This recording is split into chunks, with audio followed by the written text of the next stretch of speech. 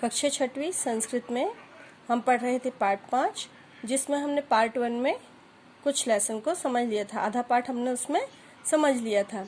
आकारांत स्त्रीलिंग शब्द हमने बताया था। आकारांत बड़ा आ देखो अंत में लगा होता है जब आकारांत।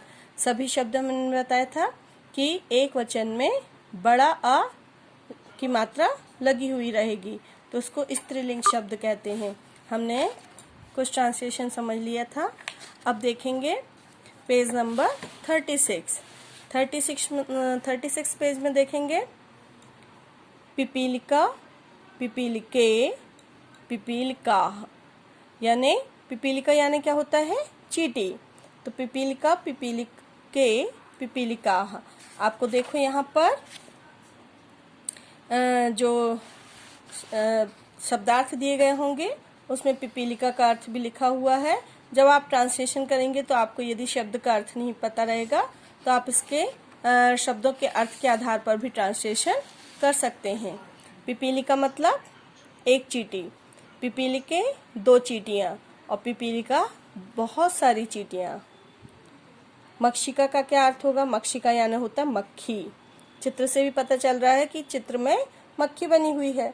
तो मक्षिका यानी मक्खी, मक्षिके दो मक्खियाँ और मक्षिका बहुत सारी मक्खियाँ।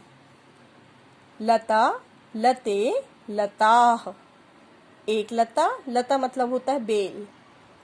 दो लते मतलब दो लताएं और लताह मतलब बहुत सारी लताएं, बहुत सारी लताएं, बहुत सारी बेल, बेल बनी हुई है देखो। फिर है वर्षा, वर्षे, वर्षाह। वर्षा स्त्रीलिंग शब्द है, वर्षा हो रही है हम बोलते हैं ना। तो वर्षा, वर्षे, वर्षा। लेकिन क्या एक वर्षा होती है? नहीं। लेकिन वर्षा स्त्रीलिंग शब्द है इसलिए वर्षा, वर्षे, वर्षा। एक वर्षा, दो वर्षा, वर्षाएं, बहुत सारी वर्षाएं। फिर है कलिका, तो सभी समझते होंगे। कलिका मतलब कली। आधा फूल जो खिला हुआ होता है उसको क्या कहते हैं? कली। कलिका, कलिके, कलिकाह। ये फूल पूरा विकसित नहीं हुआ इसलिए इसको पुष्प नहीं कहेंगे, कलिका कहेंगे। तो कलिका, कलिके, कलिकाह। फिर है वाटिका, वाटिके, वाटिकाह। वाटिका यानी होता है छोटा सा उद्यान। तो वाटिका, वाटिका, वाटिके, दो वाटिकाएं बनी हैं, दो उद्यान बने हुए हैं तो वाटिके। और वाटिका मतलब बहुत सारी वाटिकाएं बनी हुई हैं यहाँ पर। फिर है सरिता, सरिता यानी होता है नदी। देखो सरिता नदी बनी हुई है। सरिता, सरिते, सरिता। नदी भी स्त्रीलिंग शब्द है, नदी बह रही है। तो सरिता, सरिते, सरिता।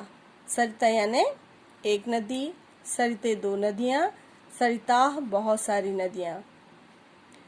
नौका, नौके, नौका। नौका यानी नाव। तो नौका, नौके, नौका। कैसे पढ़ेंगे? नौका, नौके, नौका। यदि हमने राधा शब्द दिया तो राधा, राधे, राधा। हमने एक लाइन आपको याद करने बोला कि स्त्रीलिंग की कोई भी एक लाइन याद कर लीजिए आप, तो उसी के आधार पर बाकी शब्द भी रहते हैं। यहाँ देखेंगे नायिका। नायिका जिसको आप हिंदी में नायिका ही बोलेंगे, सब संस्कृत में भी नायिका कहते हैं और इंग्लिश में क्या बोलते हैं? एक्ट्रेस बोलते हैं। तो नायिका, नायिके, नायिकाह। माला, माला, माले, मालाह। माला स्त्रीलिंग शब्द है। इसकी लाइन भी आप याद कर सकते हैं क्योंकि ये सुविधाजनक भी है, सरल भी है, आपको ये याद रहेगी। तो इसी के आधार पर आपको एक वचन, द्विवचन, बहुवचन सारे शब्दों के बन जाएंगे।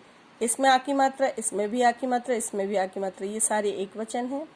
इसमें एक ही मात्रा, इसमें भी एक ही मात्रा, इसमें भी एक ही मात्रा अंत में है, इसलिए ये द्विवचन है। तो आपको इसके माध्यम से भी पता चल जाएगा। माला, माले, मालाह। एक माला, दो मालाएं, बहुत सारी मालाएं। घटिका, घटिके, घटिकाह। घड़ी जो है वो भी स्त्रीलिंग शब्द है। घटिका का मतलब घड़ी। तो एक घड़ी, दो घड़ियां, बहुत सारी घड़ियां। कुंचिका, कुंचिका यानी होता है चाबी। चित्र भी बना हुआ है। कुंचिके, कुंचिका, दो चाबियां, बहुत सारी चाबियां। इसी प्रकार देखो द्विचक्रिका, द्वि मतलब दो, चक्र मतलब चक्र या पहिए, और का लग गया मतलब स्त्रीलिंग शब्द।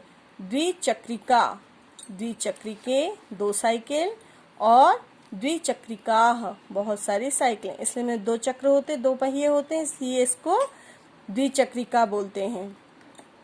फिर है वीणा, वीणे, वीणा, वीणा एक वीणा, वीणे दो वीणा, और वीणा मतलब बहुत सारी वीणा। इसमें वीणा का देखो मृदंग दिया है अर्थ, जबकि वीणा का मृदंग नहीं होता, मृदंग ढोलक के समान होता है, लेकिन वीणा जो होता है सितार के समान होता है, सितार जैसे ही, तो उसको वीणा। तो यहाँ पर जो वीणा यानी एक वीणा, वीणे मतलब दो वीणे, और वीणा मतलब बहुत सारे। सरस्वती वीणा वादनी भी कहलाती हैं, देखा होगा उनके हाथ में। तो इस प्रकार ये ट्रांसलेशन हमारा स्त्रीलिंग शब्दों का पूर्ण हुआ, और PDF के माध्यम से जो आपको लिखना होगा वो राइट इन कॉपी लिखा होगा, और उसमें टिक भी लगा होगा, मार्क लगे होंगे उसमें, वही आपको कॉपी में करना है। इस प्रकार ये चैप्टर अपना कंप्लीट हुआ। धन्यवाद।